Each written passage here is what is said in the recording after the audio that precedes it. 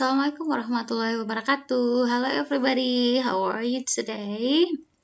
Welcome back to my English videos, and in this video I am going to explain about passive voice.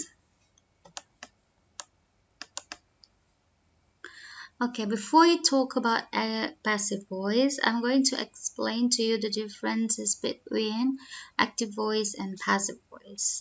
Jadi pertama-tama kita akan membahas perbedaan dasar antara kalimat aktif dan kalimat pasif. Nah, kalimat aktif dan kalimat pasif ini ada dalam bahasa Indonesia juga. Dan kita juga sudah sering mendengarkan kalau orang bicara dalam kalimat aktif dan kalimat pasif. Jadi kita akan mereview perbedaannya. Kalau kalimat aktif berarti dalam kalimat tersebut subjeknya melakukan sebuah action atau sebuah kegiatan terhadap objek dari kalimat tersebut. Maka susunan dari kalimat aktif adalah subjek, verb atau kata kerja, lalu ada objek. Oke. Contoh, Anna painted the house. Anna mengecat rumah. Berarti dalam kalimat ini yang jadi subjek adalah Anna, kata kerjanya painted, dan objeknya adalah the house. Oke, untuk contoh kedua, the teacher always answers the students' question. Guru selalu menjawab pertanyaan-pertanyaan dari murid-muridnya. Nah, di dalam kalimat ini subjeknya adalah the teacher, verbnya adalah always answer, selalu menjawab, dan objek dari kalimat adalah the students' questions. Contoh ketiga, Ali posted the video online. Ali memposting video secara online. Video online gitu ya. Ali subjeknya, posted ini verb, kata kerjanya, lalu the video objeknya, online adalah adverbnya. Boleh berlebih ya, sisanya bisa keterangan-keterangan apa, keterangan waktu, keterangan tempat, dan segala macam. Nah, yang penting adalah bahwa tiap-tiap kalimat aktif ini bisa dipasifkan ketika mereka terdiri dari subjek, verb, dan objek. Begitu.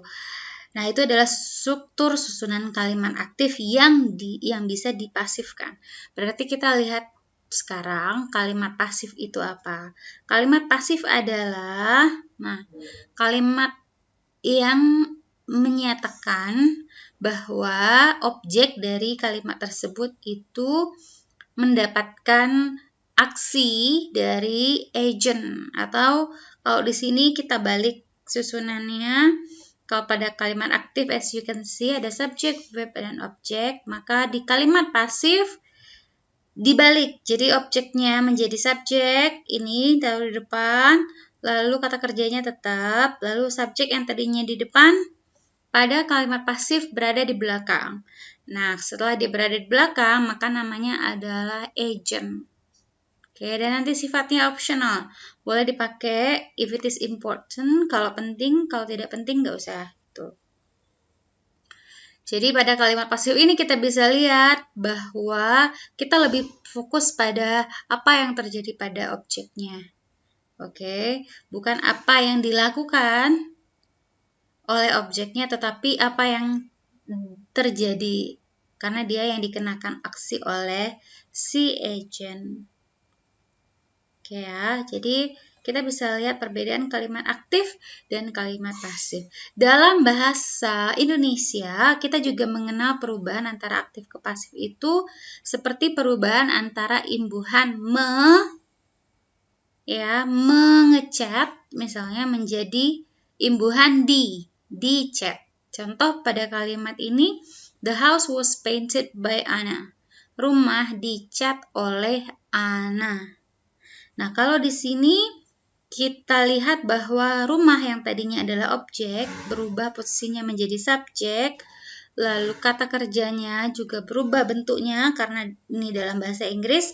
Jadi ada to be plus verb 3. Kalau dalam bahasa Indonesia yang tadinya kata kerjanya diawali oleh imbuhan berubah menjadi imbuhan di, gitu ya. Lalu diikuti oleh agent. Siapa sih yang melakukan ini? Itu taruhnya di belakang.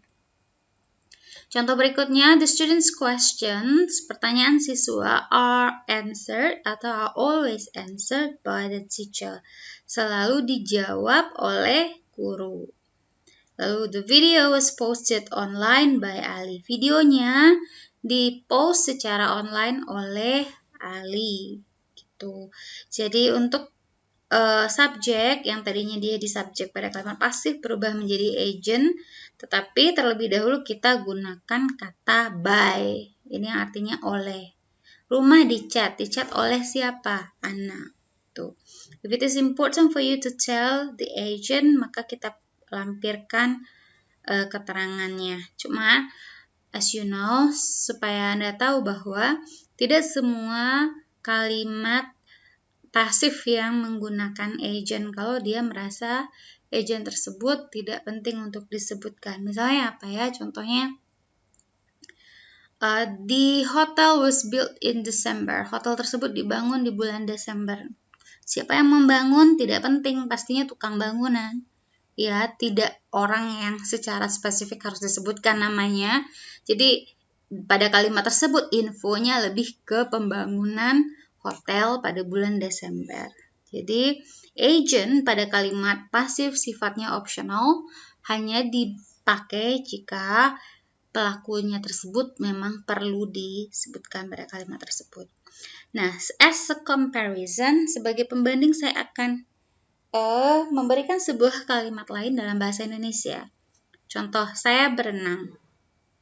Seperti Anda lihat, kalimat ini hanya terdiri dari saya, subjek, lalu berenang. Berenang ini kata kerja, iya. Tetapi dalam bahasa Indonesia sendiri kita lihat bahwa kalimat ini tidak bisa dipasifkan. Kenapa? Karena dia tidak diawali oleh imbuhan me. Itu jelas ya dalam bahasa Indonesia. Dalam bahasa Inggris, kalimat ini tidak bisa dipasifkan karena tidak ada objek. Coba lihat, saya berenang. Mau ditambah pun saya berenang di mana? Di kolam renang. Kapan? Kemarin misalnya. Tetap tidak bisa dipasifkan karena kalimat ini terdiri dari subjek, kata kerja, lalu keterangan tempat, keterangan waktu. Tidak ada objeknya, jadi kalimat yang tidak ada objeknya tidak bisa dijadikan kalimat pasif. Begitu. Jadi kita tidak bisa memukul rata semua kalimat bisa dipasifkan. Oke. Ini adalah konsep dasar kalimat aktif dan pasif yang juga berlaku dalam bahasa Indonesia. Meskipun mereka punya aturan yang berbeda-beda, tetapi penggunaan dan perubahannya sama. Right? Kita ke next example. Ini kalimat aktif atau active voice. Ini kalimat pasif atau passive voice. Contoh di sini, while penguins attack my sister. Jadi yang menjadi subjek pada kalimat ini adalah while penguins. Attack adalah kata kerjanya, my sister adalah objeknya yang diserang oleh penguin. Jadi penguin liar menyerang saudara perempuan saya. Nah, karena di sini sudah lengkap subjek, kata kerja, dan ada objeknya yang nanti berubah menjadi subjek pada kalimat pasif. Hasilnya adalah my sister was attacked by penguins. Diserang oleh penguin. Jadi dari awalan imbuhan menyerang dalam bahasa Indonesia ya, menjadi diserang. Jadi yang awalnya jadi subjek, while penguins ini berubah menjadi agent pada kalimat passive voice. Dan yang tadinya jadi objek di sini berubah menjadi subjek pada kalimat passive voice. Contoh lain, Budi ate an apple. Budi makan sebuah apple. Budi subjek, ini kata kerjanya, ini objeknya. Sudah lengkap, maka kita bisa melakukan perubahan ke dalam kalimat pasif. An apple was eaten by Budi. Apel dimakan oleh Budi. Gitu. Jadi ada penambahan kata by atau oleh ketika dia berubah ke dalam kalimat pasif. Right, I hope you understand about the basic concept of the changing from active into passive voice. Oke, sekarang kita masuk ke struktur bahasa Inggrisnya untuk passive voice ya. So you need to know that passive voice itu terdiri atas kata kerja yang didahului oleh to be. To be ini harus dalam tenses yang benar. Tuh. Jadi kalau tenses kalimat pasif itu ada di present, maka nanti to be-nya mesti is MR. Kalau to be-nya kalau kalimat pasif tersebut berada dalam ranah past tense, berarti to be-nya mesti was atau were. Kalau dia future, berarti nanti ada will be atau going to be. Lalu jangan lupa kata kerja ketiga dari kalimat tersebut. Jadi kata kerja ketiganya ini tidak ngikut ke tenses. Ya, dia memang formnya seperti itu, rumusnya seperti itu. Jadi yang ngikut ke tensesnya adalah to be-nya aja, bukan kata kerja. Kata kerja ketiganya sudah pakem, tidak bisa diganti-ganti. Jadi semua kalimat pasif menggunakan kata kerja bentuk ketiga atau past participle. Berikutnya, kadang-kadang kalimat pasif juga menggunakan agent atau pelaku, orang yang melakukan aksi dalam kalimat pasif itu, atau juga diikuti oleh complements lain atau keterangan lain, apakah keterangan tempat atau keterangan waktu. Kita lihat rumus resminya adalah subject plus to be. Ini to be ini yang harus di custom, yang harus menyesuaikan tenses dari kalimat tersebut. Sekali lagi saya ulang, kalau dia present, berarti to be-nya is MR, ngikut ke subject ya. Kalau dia past tense, to be-nya adalah was, were. Kalau dia future, to be-nya adalah will be atau going to be. Kalau dia modal auxiliary, berarti nanti modal plus be saja. Lalu past participle atau verb 3. Let's see the example. The novel was read by my friend in one day. Novel tersebut dibaca oleh teman saya dalam 1 hari. Subjeknya novel, to be-nya was, lalu read, read, ini verb-nya bentuk ketiga, hurufnya sama dengan verb pertamanya read, tapi cara bacanya aja yang beda. Lalu by ini penanda agent. Agentnya adalah my friend, ini adalah complements-nya, keterangan ya. Next, the window has been broken by John. Jendela tersebut telah dirusak oleh John. Window adalah subjek, has been broken, has been, saya lupa tadi ya, jadi sudah ada past, present, past tense, future. Saya lupa ada tense satu lagi, ada namanya perfect. Kalau perfect berarti ada has been, ada have been, gitu. Ada has been untuk singular, have been untuk plural. Lalu don't forget to use verb 3, karena ini rumusnya. Lalu agent. Next, the rice has been planted in India since 1950s. Beras telah ditanam di India sejak 1950-an. Di sini subjeknya the rice, to be-nya has been, verb 3-nya planted. Nah, ini in India adalah keterangan tempat. Since 1950s adalah keterangan waktu. Tidak perlu agent pada kalimat ini, maybe because people assume that ya yang nanam beras otomatis petani, and the names are not really important. Nama mereka nggak terlalu penting karena rame pastinya yang nanam ya. Jadi informasi yang penting disampaikan dalam kalimat ini bahwa beras sudah mulai ditanam di India itu pada tahun 1950-an saja. Kalimat ini tidak menginformasikan agentnya secara spesifik. Right. Ini adalah contoh-contoh bentuk kalimat pasif that maybe you have found in your daily reading activities. Right. Sekarang kita masuk ke tabel-tabel yang banyak-banyak ini.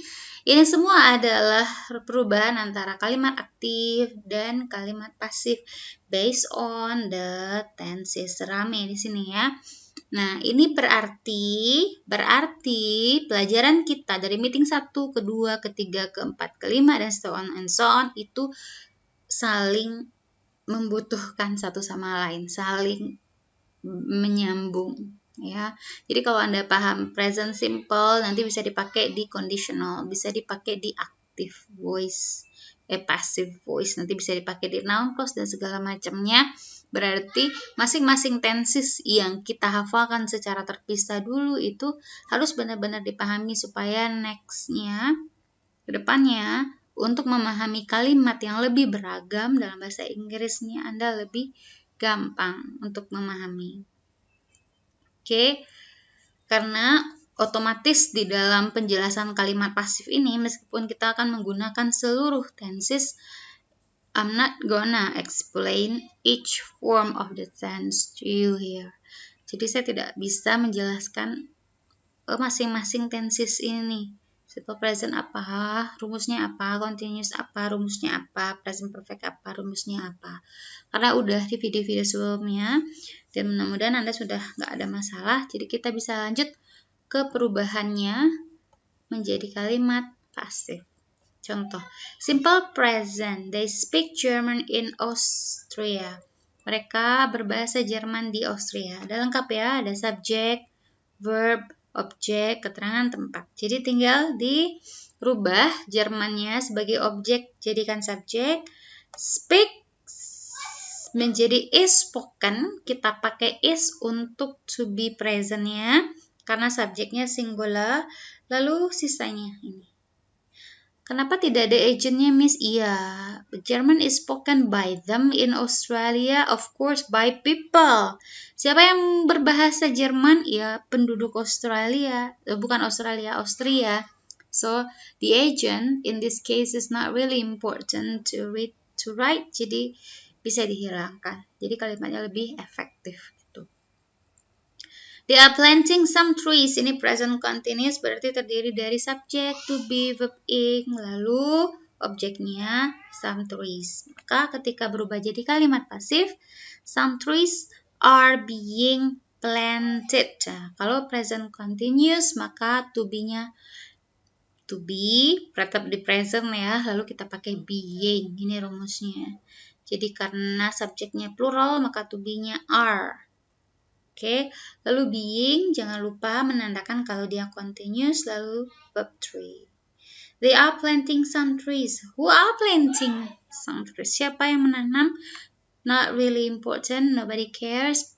Yang jelas pohonnya ditanam atau sedang ditanam, udah selesai. Present perfect, someone has eaten my muffin. Seseorang telah memakan muffin saya. Berarti kita balik, my muffin has been, ini to be-nya, menandakan dia present perfect. Lalu eaten, siapa yang makan? Agentnya perlu, nobody knows, so we just ignore it. Lalu ada past simple, maka to be-nya adalah subjek, verb 2, objeknya the road, ini keterangan waktu, for the time. Kalimat pasifnya the road, kita pakai was untuk to be, karena singular dan dia past tense. Close verb 3 lalu keterangan belakang ya. Past continuous, he was not feeding his dogs. Dia tidak sedang memberi makan anjing-anjingnya. Udah lengkap subjek, to be, verb ing, ini sebagai kata kerjanya. Lalu his dogs adalah kata objeknya. Maka kita jadikan his dogs ini menjadi subjek pada kalimat pasif. Were not being adalah to be-nya, verb 3-nya adalah fed.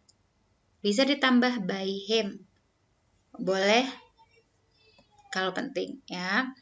Terus someone had put out the fire before the fire brigade arrived. Seseorang telah memadamkan api sebelum pemadam kebakarannya sampai. Panjang ya, tapi intinya subjeknya someone had put out, ini past perfect, kita udah belajar belum ya? Belum, tapi as you need to know, ini had put out ini verbnya, lalu objeknya the fire, before bla bla bla bla bla, ini adalah keterangannya. Nah, maka subjeknya adalah objeknya tadi, the fire. Api telah dipadamkan sebelum pemadam kebakaran sampai. Jadi sisanya ini taruhnya di belakang aja. Yang perlu kita pikirkan adalah subjek mana, kata kerja mana, objek mana. Itu ya. Next, they will find you for littering. Jadi ini future tense, ada they, subject, will ini modal, future ya. Find kata kerjanya, lalu you adalah objek. For littering ini adalah keterangan. Sebab akibat mereka akan mendenda ya. Kamu kenapa didenda? Karena kamu meludah sembarangan. In some countries in the world, kita akan didenda kalau kita meludah sembarangan. Tuh.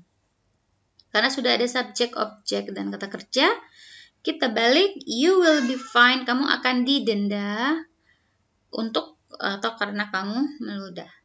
Future with going to, they are going to raise taxes, mereka akan menaikkan pajak.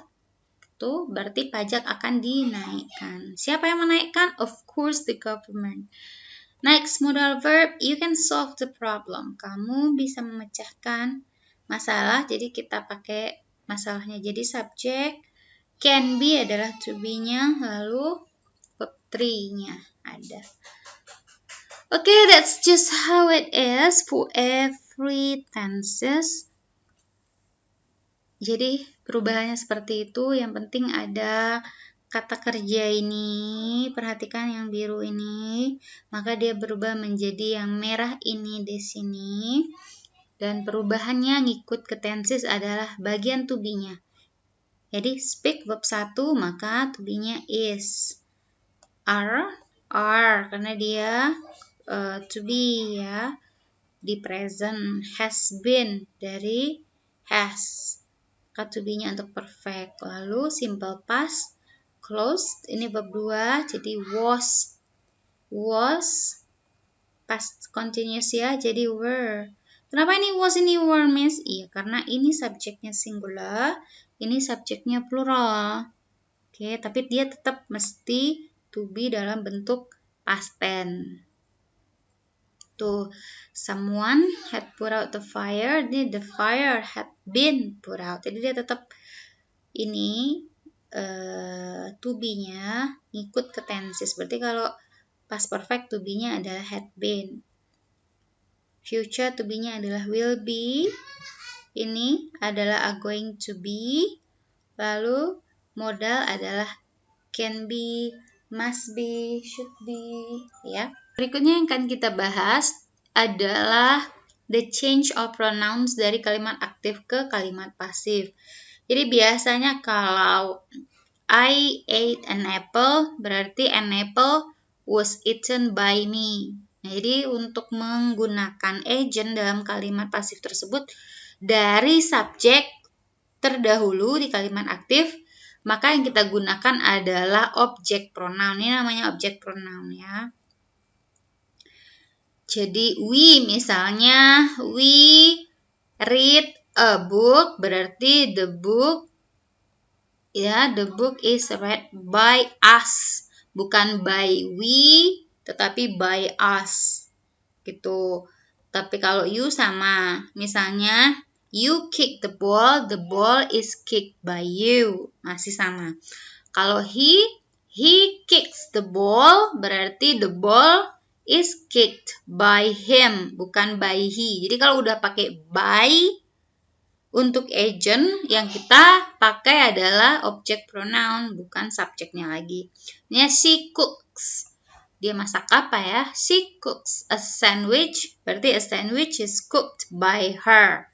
Bukan by she, tapi by her. Kalau it sama. Kalau they misalnya, they watch the movie is watched by them. Bukan by they, tetapi by them. Oke?